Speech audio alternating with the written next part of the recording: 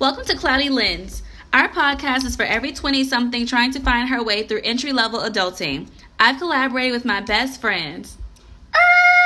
Roll call! Hey, you guys. My name is Bridgett, and I am creative and laid back. Laid back. With my mind on my money And my money on my mind. Hey everyone, my name is Ray. I'm a girly, hopeless romantic. Cinderella. Hot water. Cinderella.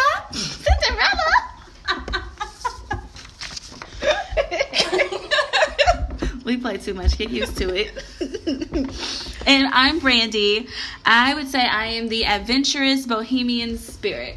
Pack light. I'm so done. We can't sing, y'all, but Excuse us. man. we're trying to do the whole Erykah Badu vibe, you know. We said pack light. Before we get started, I want to shine a light on the mayor elections. Elections for mayor. I can't talk today on November 7th. So check your states and also learn more about your candidates. Don't go out there just pressing buttons, y'all. I want you to vote, but know what you're voting for. So now let's get this party back started. The another thing that's coming up is that college students are on the countdown for finals. Our buddy here, Bridgett, graduated cum laude. So why don't you share with everybody how you prepped for finals? Okay, so prepping for finals, the main thing is don't procrastinate, which is actually something I'm doing in graduate school right now, but I have to remember, so don't procrastinate like I am now, but the main thing, I use flashcards. That was the main thing that I did when I was studying for finals. I really didn't do study groups, like maybe I studied with like one other person, but also use those office hours too. If you have questions, ask your teacher, because I was struggling in one of my classes, and I was like, at my teacher's door. So yeah, just don't procrastinate, use flashcards, and just use those office hours.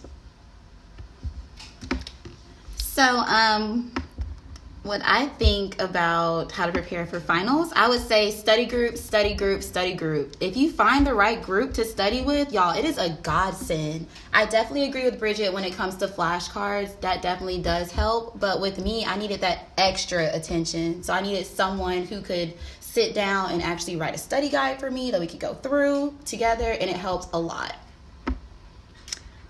Well, my situation, I would say, is a little bit different than both Ray and Bridgett, just because I was actually a working student. So for me, I had to spread out my time a lot so that I could balance the two with school as well as working. And I had a job where I wasn't allowed to really do my work at my job. So I definitely had to like prep and plan as much as possible to make sure that I got everything that I needed and everything was the way that it should be. And then just don't procrastinate. That was a big one for me, especially with having a job. And yeah, how to recover if you messed up. That's the next subject. Well, with me, I would say counseling helps a lot, and a great support group will also help you as well. I kind of had a small meltdown when it came to messing up on my finals, but once I talked to a counselor and she sat me down and was like, "You're not the only one. Do you think you're the only one? No. Okay, so what you need to do is breathe and talk to your teachers, see what they can do, go to the office hours, and then come back to the study group. Maybe I need to find a different study group, other people that could possibly help me out. But definitely counseling and a really great support group I would recommend. With me working and everything, I definitely messed up my hours. And I also didn't understand college. Like, I thought it was a little bit of a joke with the prereqs class, because I was like, why are we doing the stuff that we did in high school and middle school? Like, I thought it was, whatever. I didn't have to study. And I soon found out that was not the case. So for me, what I did was, since my GPA was so low, I was right up there on the cusp where I was done with my prereqs and I was going into my major classes, which is something I knew I could ace. So what I did was I piled them on like 18 hours plus. And then I was just like booking it out, just prepping and planning and studying all over the place. And that helped me bring up my GPA so that I wouldn't get kicked out of my program. And that's just kind of how I recovered. The main thing with finals and everything is just to be nice to yourself no matter what happens. I feel like, especially with school, but just like in life, us 20-somethings, we put a lot of pressure on ourselves because we want to succeed and we want to do this and we want to do that and we want to be the best we can be, and all of that is awesome, but the main thing is to not stress yourself out so much to the point where you're just anxious and nervous all the time. So yeah, most definitely the support and just utilizing those office hours. But the main thing that I feel like we're prepping for now is holiday season. Like, I heard Christmas music already, and we haven't even had Thanksgiving. But holiday season is filled with tons of important dates, and you got to start getting ready now. So my main question is, when do y'all start Christmas shopping? Well, honestly, I feel like if you see something, you should get it. But when it comes to like your best friend or whatever, I honestly take into consideration, okay, so what has she been looking at as we go shopping? Or, you know, when we're online and we're just talking about something. If she likes it, I will make a mental note, put it in my head, and then, you know, later on look it up and try to get it for her. When it comes to family, you know, it comes to, once again, listen to what your family is saying. If they mention something but they don't actually buy it, put that in your head. If you see it, get it. I don't think that you should wait until, you know, after Thanksgiving or even in December to find a Christmas present. I think you can look year round, you know, to find something for Christmas. With me, first off, I only have about 5 to 6 people on my Christmas list that I'm actually buying gifts for. If you're not my mama, and if you're not my daddy, and if you're not my best friends, you're not getting a gift. So with that being said, I usually buy my parents little small things because they usually don't want me to get them Christmas presents anyway.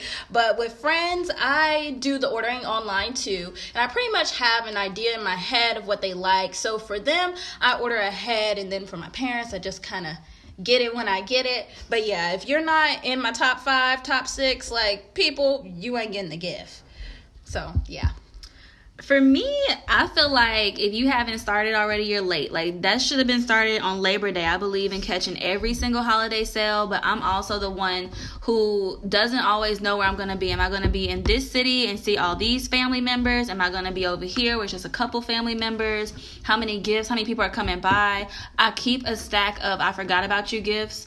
So I feel like just start early as possible, catch as many sales as you can, and it depends on the size of the people that you'll be seeing or the people that you feel like you need to get a gift for. But I also am one of those people that struggles with, dang, should I get this person a gift? Should I get this person a gift? Like, where do we draw the line, you know? And maybe it's just based on extravagance. Like, that part I don't know. You draw the line at family and friends. Close cousins might get a gift, but like family and friends, that's it. At least for me, like. Yeah. Right. And then like when it comes to distant cousins, like you haven't seen in a long time, a Christmas card, you maybe, give them a hug.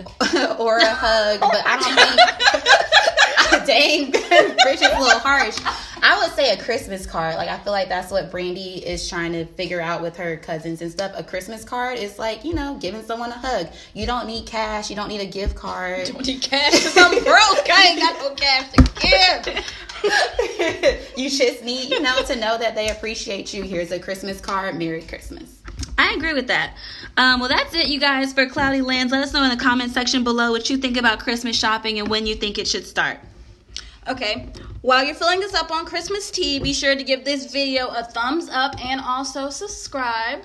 Talk next week about whether you would date a man in uniform. You don't want to miss this, you guys. Till next time, teacups. Bye. Bye.